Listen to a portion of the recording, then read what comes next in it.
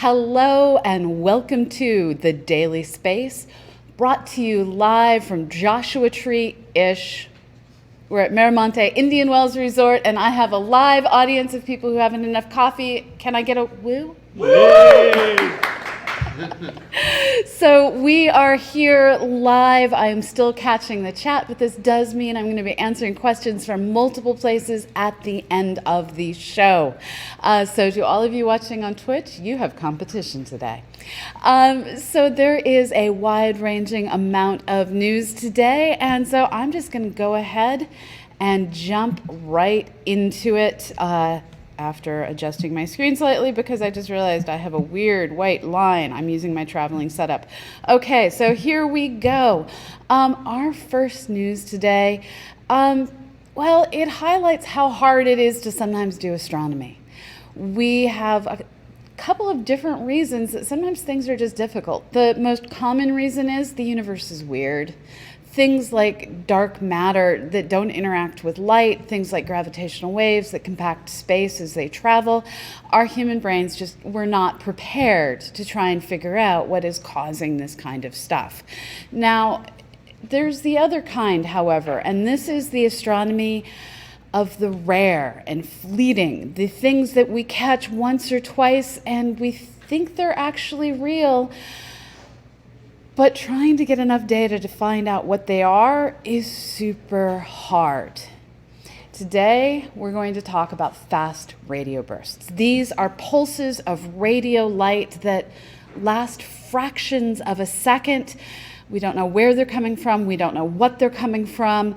And trying to figure out either of these things has been amazingly difficult because we haven't, until now, been able to pinpoint where on the sky their light is coming from. And a new group of astronomers using, well, an old group of astronomers using a new array of radio dishes has started to figure this out. Using the 36 antenna ASCAP array in Australia, a team of astronomers has been able to pinpoint the location on the sky of one of these fast radio bursts down to a 1/10 of an arc second. For those of you who don't know what that is, grab your standard piece of hair. Sorry, we had an echo. Grab your standard piece of hair, hold it at arm's length. 1/10 of the diameter of that piece of hair, that's 1/10 of an arc second. So they were able to pin down on the sky to a 1/10 of an arc second the location of a fast radio burst. And now the way they did this was quite clever. Because they have 36 different dishes, each of those dishes is actually a slightly different distance away from that source of the fast radio burst.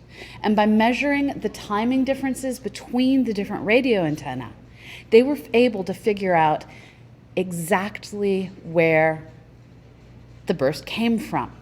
Then astronomers scattered around the world jumped onto that place on the sky using the Gemini South, the Keck, the very large telescope in Chile, and they figured out not just that this fast radio burst was coming from a galaxy 4 billion light years away.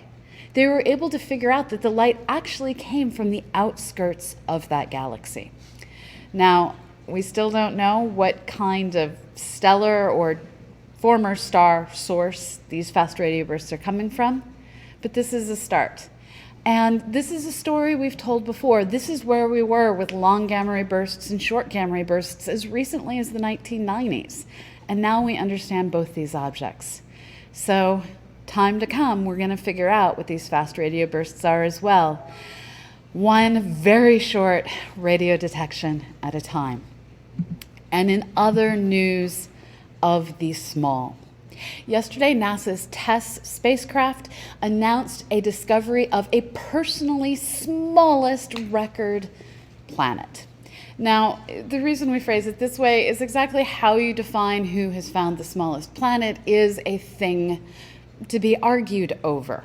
As early as 1991, people were finding chunks of stuff orbiting around white dwarf stars, and whether you want to call those planets or not, I'm not going to get into that debate. For TESS, though, this was the smallest world of record to yet be found. It is roughly 80% the size of our own planet Earth. Now, this isn't a world you're going to be looking for life on. It orbits its red dwarf star, a cool star much smaller than our sun, every 2.5 days, and it's snuggled in so close that it gets 22 times the amount of energy we get here on Earth, and life as we know it probably does not exist there. But it's cool that we're finding these tiny worlds between all these different spacecraft and all these different ground-based telescopes that are systematically finding all these different worlds. We're starting to get a real population census of what planets look like across our galaxy. Now, the thing that appears to be most true is solar systems come in every possible shape and form, and anything goes as far as, well, planet formation goes. So just to repeat what we said yesterday, anyone who tells you they know in detail how solar systems form, they are lying. Don't listen. We still need to survey more systems before we really understand the diversity that is the world of planets. Did you see that pun I did there? That's dedicated to all you Benno mappers and your puns. Okay, in our final science story of the day, we have a story of science yet to come. Yesterday, NASA announced the newest of its Discovery missions to receive funding. This is the Dragonfly quadcopter. That was Fraser Cain, for those of you who did not recognize the woo.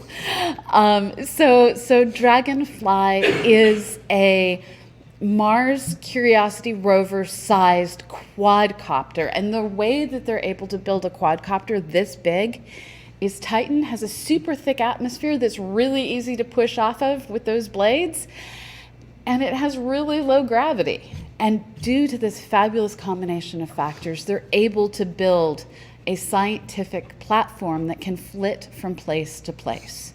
And using all the many years of Cassini data, the Dragonfly team has already identified a dozen different sites that it wishes to do science at. And over its 2.7-year mission at Titan, it's hoped that Dragonfly will be able to fly 5 miles or 8 kilometers, stopping as it goes, well, like a dragonfly, and doing science everywhere it stops. Now, you're going to have to wait to get this information. Currently, it's planned to launch in 2026, and they haven't even announced what kind of rocket it's going to launch on because the rocket technology is evolving so rapidly. Once it launches in 2026, it is going to be using a series of gravity-assisted maneuvers to eventually get it out to Saturn and Titan. You're going to have to wait for it in 2034. I have realized I am now, will I be old enough to still be reporting on that years old when I looked at that date? Anyways, stay tuned. There is science eventually to come. Now, in non-scientific news, we're just going to show off at this point. I am currently showing you a beautiful image that was taken from Joshua Tree National Park that, unless I am wrong, was taken by our own audience member, Michael Mayer, 2 nights ago. Do I have? Yes, I have the right humans image. In less exciting and less processed image, this is my own photo from last night, where we were hosted by Oceanside Photo and Telescope out at GMARS near Goat Mountain here in, oh my God, it's hot, California. It's slated to get to 103 degrees Celsius. Not Celsius, that would be death. Fahrenheit. Which is in the 40s Celsius. So yeah, it's hot, but there's Joshua trees, and they're awesome. So these are the kinds of things that you guys are welcome to join us in on the future. We work with astrotours.co to invite you to, well, tour the world staring at the stars. Okay, so that's all I've got for today, and I'm going to be selfish and leave up the pretty picture I took while I take your questions. While you type this in, I'm going to remind you, please, at CosmoQuest X, so I can find your questions in the chat. This is a production of the Planetary Science Institute working in collaboration with Youngstown State University. We bring you the Daily Space most Mondays through Fridays at 1 p.m. Eastern, 10 a.m. Pacific. That is 6 p.m. London time. But next week, which is Canada Day and American Independence Day, and probably other holidays I don't know about, we're taking the week off. So everyone, here's to hoping no one has science news. I know that won't be the case, but when we come back, we'll work to bring you a roundup of what you missed. So, yeah, next week, not here. Sorry. We are supported by you. Your money is fabulous. We love your donations at patreon.com/CosmoQuestX. But anything you can do to support us in doing science and getting the word out, that's awesome too. And today, more than money, I can't believe I'm saying this, we need your brains. We need you to help us map out bennu.cosmoquest.org. Well, Bennu, at bennu.cosmoquest.org. We have until July 10th to get through a lot of images. And momentum is slowing as everyone faces the growing millions of marks we need to make on this, oh, how are there so many rocks, little asteroid out there. But with your help, we can get through this. So if all of you can please do a few more images, get your friends to do a few more images. Do you have bored kids home from high school, college, lack of something to keep them busy somewhere other than your spare bedroom? Get them marking Bennu. We need your help. Okay, I am now going to scan through the questions. Yes, so many rocks. So many rocks. Yes. I think that was Gordon's picture, not mine. Oh, it was Gordon's picture. I lied. Okay, so this is either Keeper of Maps photo or Michael Mayer's photo.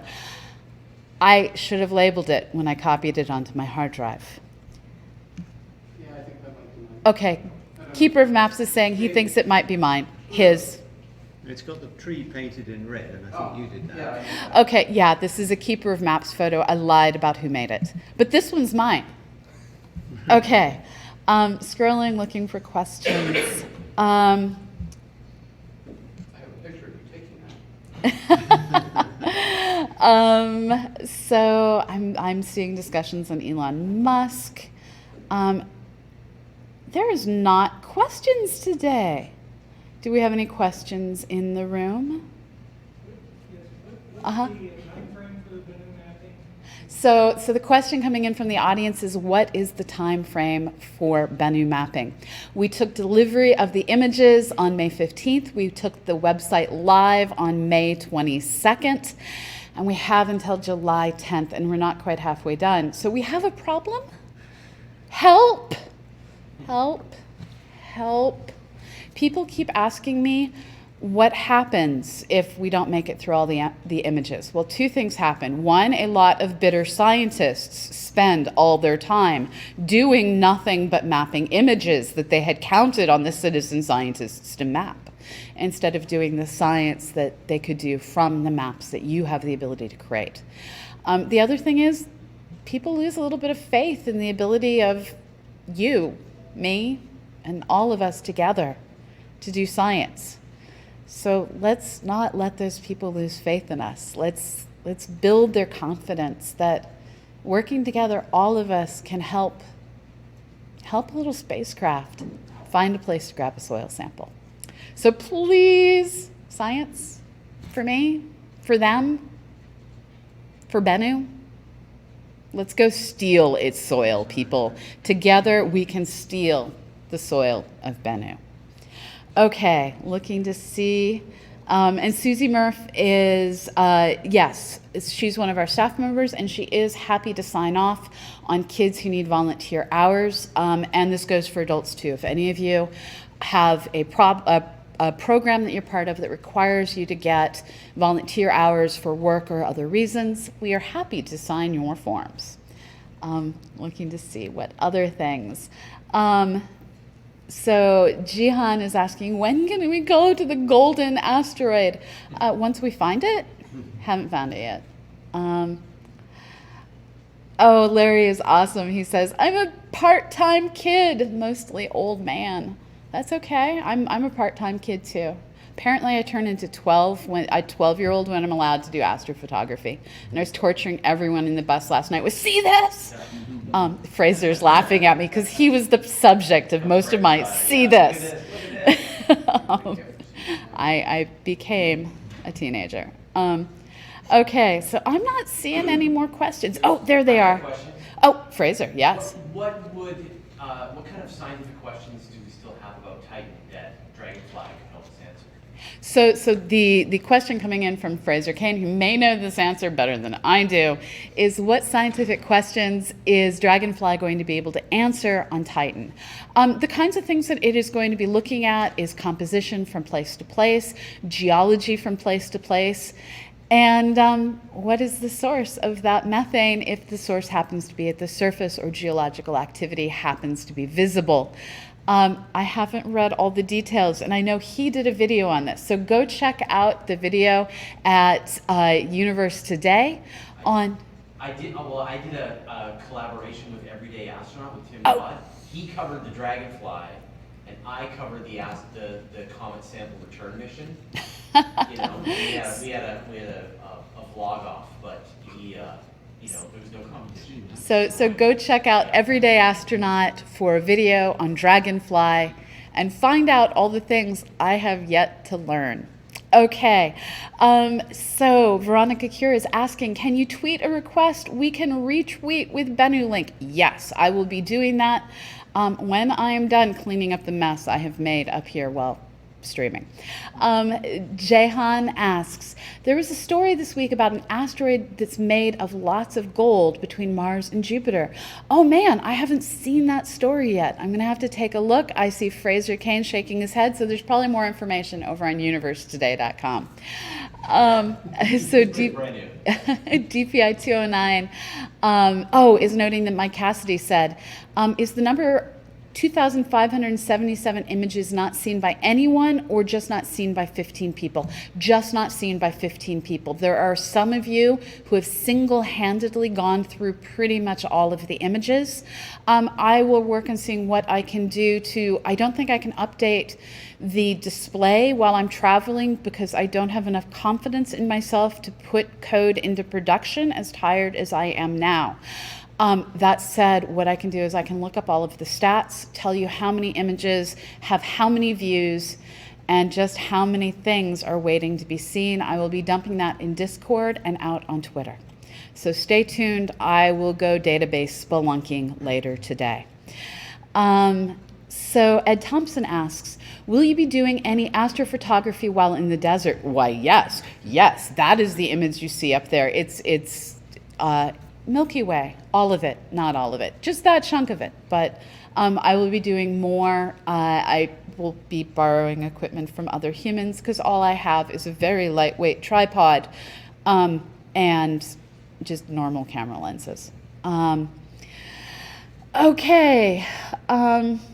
The view is fabulous. I have to admit, I was totally in love with the Joshua trees, and they're an endangered tree. The mechanism by which they reproduce is becoming more and more difficult as the climate changes, and we may be looking at the last generation of these trees. So this image of the Joshua trees and the Milky Way, that was my goal for this trip, and I accomplished it on my first night out. Okay, so Brando Please says, what is the main key that is missing to determine what causes planet formation? Enough data. So at the end of the day, the physics of how planets form is extraordinarily complex. And to give you a little bit of perspective, there have been dissertation after dissertation after dissertation on two fascinating questions. How does creamer mix with coffee, and how does honey mix with tea? And these are complex fluid dynamic problems. And if we can't solve those, the same kinds of fluid dynamic questions affect planet formation and are made even more complicated because gravity is now also playing a role in the collisions, the bonding together, and all the other reactions that are going on in the disk. We need more data so we can figure out what of the different physics plays a dominant role and which can be ignored. And we also need better computers because running these calculations, most of the time we only do it in 2 dimensions. And solar systems aren't flat. So we need more data, and we need more computers, and we need more time. And we may just need that creative genius who's like, oh, you need to do this. And no one else has thought of whatever that this happens to be. Okay, so I'm not seeing other questions. Nice. Everyone on site, bring back all the photos, Guido says. We will. This is a goal. Can I insert some comments? Yeah, Michael's here. One thing that was interesting me with the Dragonfly investigation is that we're happy to look for life at a much lower temperature, and yet we're always saying it couldn't possibly happen at higher temperatures, and yet at low temperatures the chemistry goes really, really slowly, and at high temperatures it would go quite fast. There's lots of energy available. Okay, they're difficult to get water, but maybe other chemical systems, and Titan doesn't have water. Trying to remember what the other one was. You go back to something else while I think for a moment. So to react to those comments, and this is community member Michael Mayer, who many of you may know from the chat and past adventures that we've gone on around the world. One of the reasons that we're more enthusiastic for searching for life in cold places than hot is in cold places you can build massive molecules, and we're made of massive molecules. But in hot places, reactions which are going so fast often don't build these massive molecules. So the question becomes, is it more probable to have life in these places where methane takes the role of water as a solvent in the chemical reactions than it is in places where everything is trying to, well, evaporate and race through the reactions, and maybe you don't get the massive molecules, but we don't know. There are more cold places, Keeper of Maps is pointing out from the audience. And so we have more cold places to go look.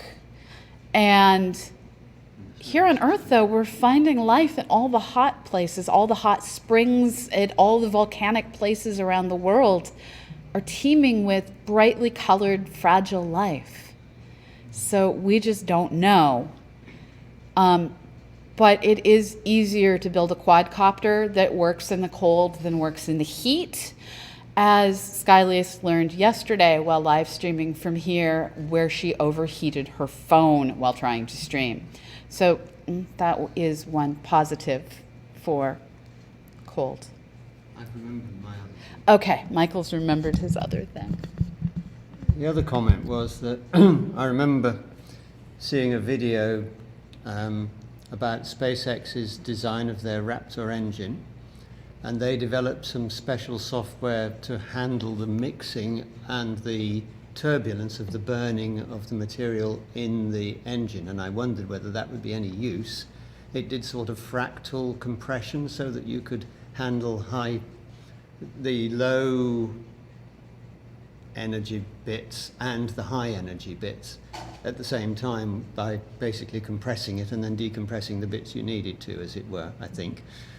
And I thought, and that was designed to run on a GPU on a laptop, well, on a desktop. And I wondered if that software would be any use to the astronomical community, and whether SpaceX would release it, of course. Right. So one of the problems that we run into in astronomy is the world is changing faster than we can often keep up. And astronomers pretend to be computer scientists. I have most of a minor in computer scientist, and I pretend really hard.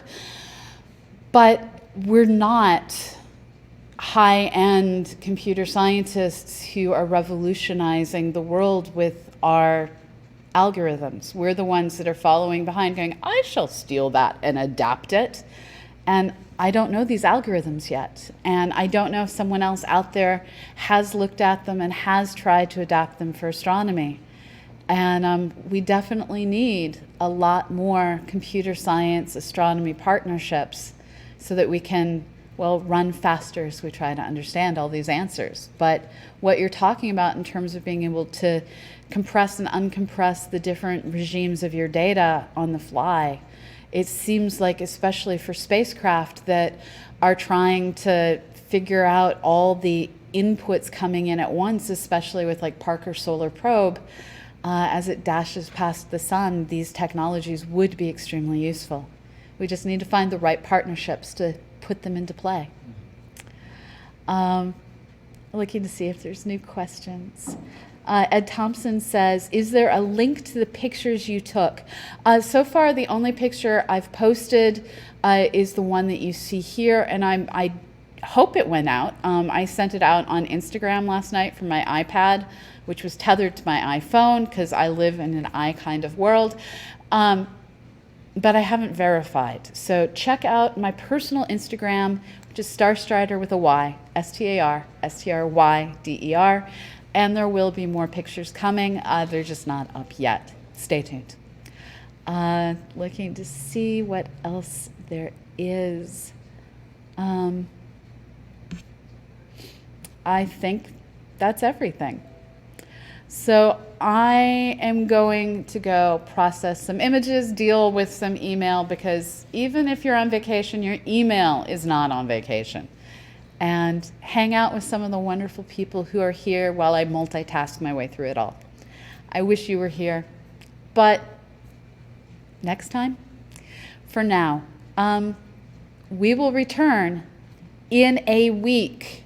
We're taking Canada Day and the 4th of July off and just chilling next week. So we will be posting photos and stuff on Instagram, but this stream will go dark.